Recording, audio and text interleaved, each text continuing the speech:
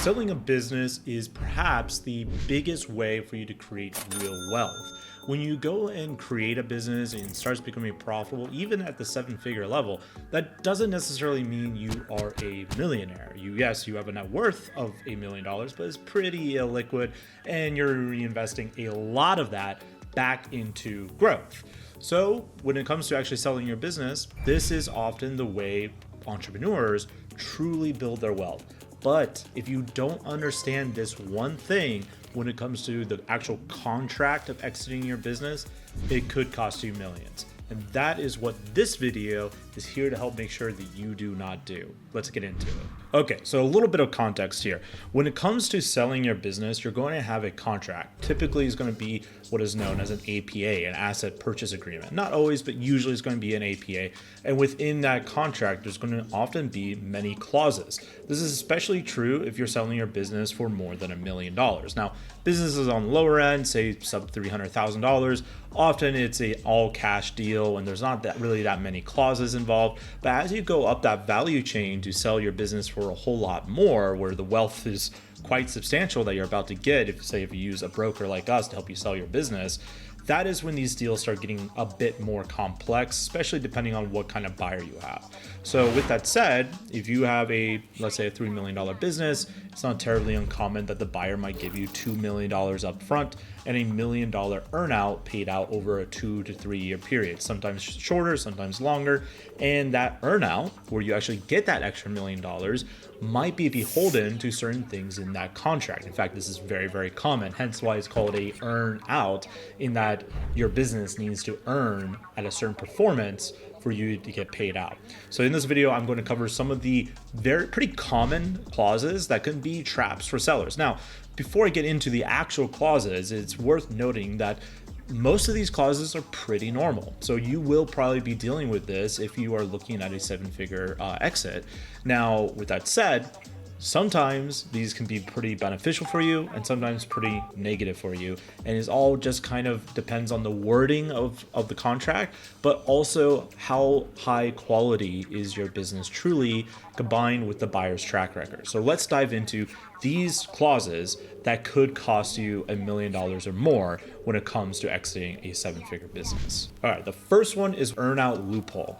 Now, these sound extremely attractive on the surface. Basically what it is, like, okay, you have a $3 million business, I will pay you $4 million and I will pay $2 million up front and the other $2 million based on this performance of your business. Now, on paper, a seller who might not be that experienced would look at this like, this is awesome. Like, my business is literally getting valued way higher than what I thought it was going to be worth. I'm going to make an extra $1 million on top of it. Hold on, that might not be true, because the buyer might be doing what I call a capital risk mitigation strategy.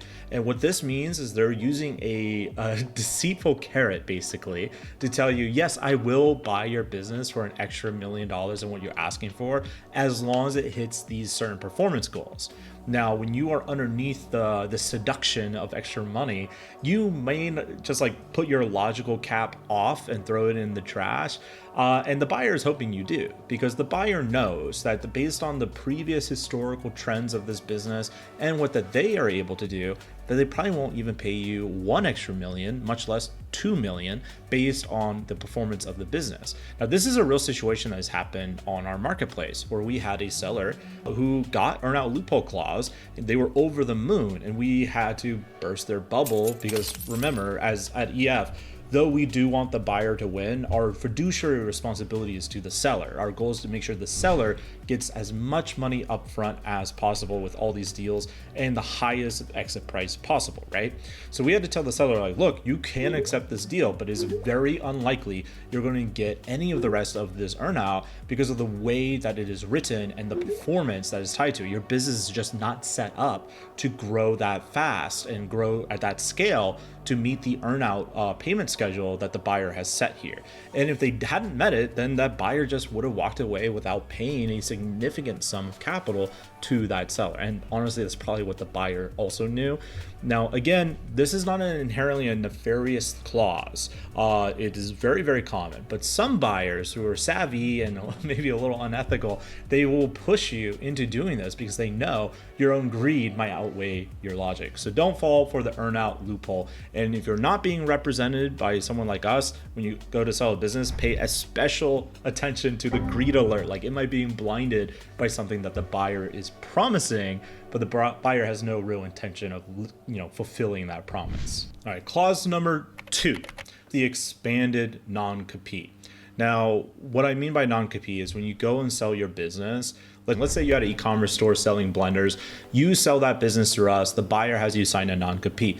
Typically what this non-compete means, if you're only selling blenders, you can't just take that $4 or $5 million that they gave you and go start another blender e-commerce business. This is like a buyer's worst nightmare, right? They literally just funded your next startup that is going to be competing with the thing that they just spent $5 million on. It's not a great look. So most buyers have something called a standard non-compete. Most deals that we do have a standard non-compete, and that standard non-compete states typically for a 2-year period, you will not be allowed to start a new business that is in the exact same industry vertical selling that exact same product as the business you just sold to that buyer. But there is another thing here that a buyer might want you to do that can kind of not ruin your chances of getting a lot of money at the exit. It doesn't necessarily affect the exit price, but it does affect what you can do and your own knowledge a bit more. And that is an expanded non-compete. So there's a bunch of dangerous variations here. Like if the non-compete is the industry is too broad, like, they use language like any related business. Okay, well, what does that mean? Like, yeah, the legalese is pretty ambiguous. Geographic scope, let's say anywhere the company has customers, again, extremely ambiguous. Like, what does that mean? And there's all markets, just this market? Is it this one town? Is it the city? There's indirect competition clauses. So you advise investing or consulting in another blender e-commerce store, for example, no good. They don't want you doing that, right? And a duration tied to earnout completion. Well, if your earnout completion is 3 years, which on the higher end of business sales is not terribly uncommon, then that is effectively increasing the average non-compete by a pretty significant amount of time. So there's all these types of things that could come up with a non-compete. Typically, what I recommend is when you're signing a non-compete, unless you're selling like a bazillion different products and there's like real reason why the buyer would not want you in the industry, I would recommend it is a product or service related non-compete. So again, if you're selling blenders, so that's technically in the kitchen niche, right? Kitchen appliances, your non-compete says, I will not go and start another blender e-commerce store, but I might start a toaster e-commerce store, right? I might sell other kitchen products that are unrelated to this brand and the blender product, right? And that's almost totally always going to be fine. Now, some buyers might scoff at that and you can negotiate on this, but most buyers are pretty reasonable on this. Like, look, I'm not buying a blender, or I'm not buying a toaster company, I'm buying a blender company, right? It's okay if you go start a toaster company. So typically that's the way it works. Same thing with like agencies. Let's say you do SEO for local businesses. Like, let's say it's even more specific, like plumbers, right? If you're only doing plumbers and HVAC, then you might want to negotiate for your non-compete to allow you to still start another SEO agency serving local businesses, but it just will not touch anything dealing with plumbers and HVAC, which is the business you sold. And most buyers are very reasonable on this. Now, there is another thing I want to tell you, which is kind of like against common wisdom, and I don't necessarily recommend you to do this, but this is something you can do if non-competes really worry you. And that is just simply negotiate with buyer and say, I don't want any non-compete. I have a friend, he sold several agencies, I think like 3 agencies over a 10-year or so period, and he never would get a non-compete on them. And I thought that was crazy. Like, what kind of buyer would allow you to not have a non-compete, right? But he just told the buyer straight up, like, look, you can buy the business or not, I do not care, but if you do buy the business, just letting you know, there's no non-compete. And the buyer would be like, well, what if you start another agency? And my friend was like, well, that's probably what I'm going to do. That's why there's no non-compete. And he was very strict on it. And he still sold the businesses. In fact, some of these buyers actually like that if you're going to go and start another business in the same vertical, depending on the type of business. Because once you build that from the 0 to 1, You just come back to them and sell the business with them. And in fact, you can even offer that to the buyer, like, hey, look, in the next business, I'll give you first option to make a bid on my next exit if I do start a business in a similar vein as this. And a lot of times at the higher levels, you're dealing with private equity, strategic people who don't really want to, nor have the time and perhaps not even the skill to take something from 0 to 1, but they might have skills to take something from 1 to 10.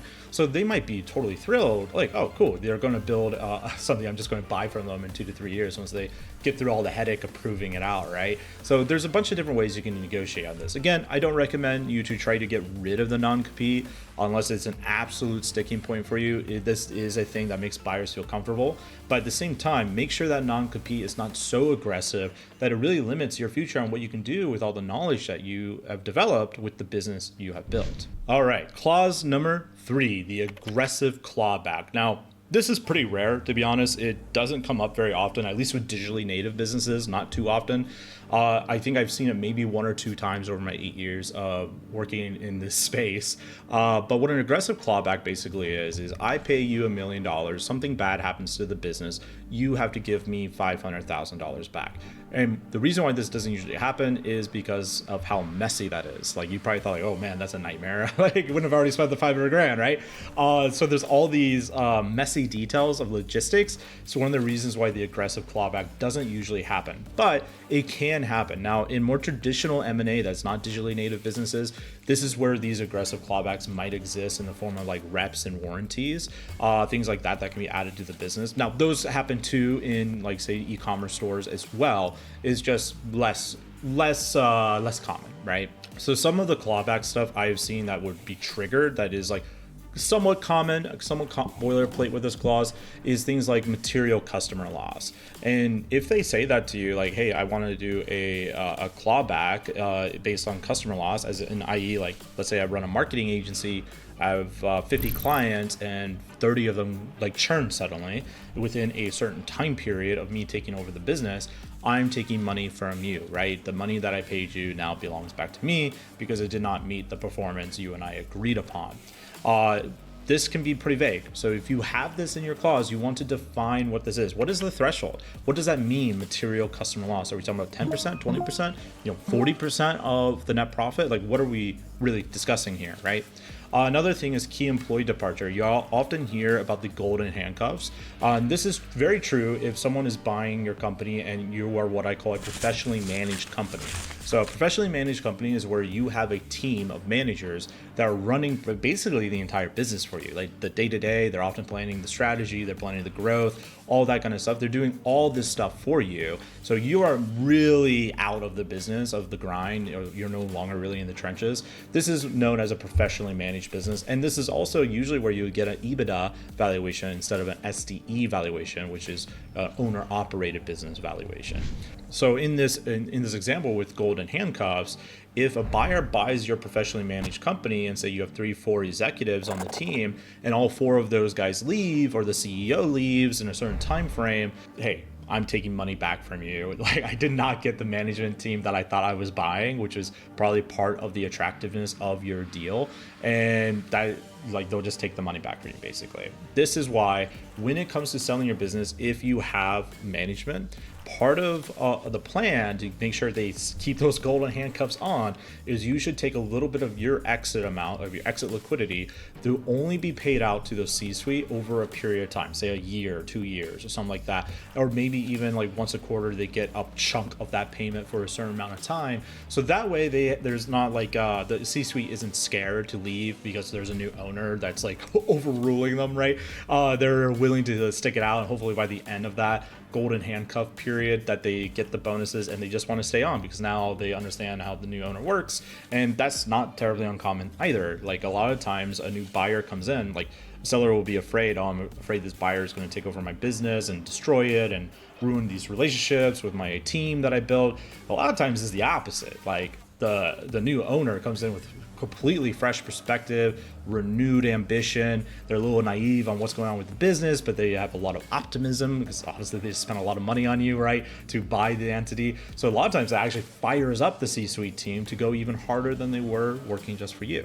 But this is still something you need to watch out for with these aggressive clawbacks. Again, not very common in the digital world, but it does happen. So you want to read those contracts. Now, if you are not being represented by someone like us at Empire Flippers, we have a team of lawyers that look at paperwork for you and contracts, and we also have done over 2,000 deals at this point. If you're not being represented by someone with a lot of skill, maybe you're doing it on your own and it's your first time, I highly recommend, and this is not going to be cheap, but I highly recommend that you hire an M&A lawyer who actually knows what they're talking about when it comes to M&A contracts. Trust me, it's worth their weight in gold. If you don't have a broker, you definitely want to do this if you're going the private route, trust me. But all right, so those are the 3 clauses, I should say, that can seriously take a lot of money out of your pocket when you go to sell your business. So hopefully that was helpful. And whether you want to sell your business or not, I want you to click this next video to our referral program, where I am going to show you how I can pay you whether you ever buy or sell a business with me or not. In fact, I just paid out a referral partner $80,000 for a single referral. Go check out that video.